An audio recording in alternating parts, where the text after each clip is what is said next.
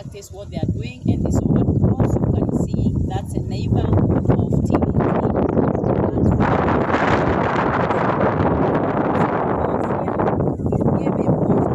from our nursery, and so this is how communities grow. So next time we are going to show you what else we are giving to the community. By the way, the nursery of onions has been given to people from different sub-counties. We've given to Tigania West, we've given to Imenti North, we've given to Imenti Central, and some parts of for those who are near Isiolo, and also to people in Isiolo. So for us, our business is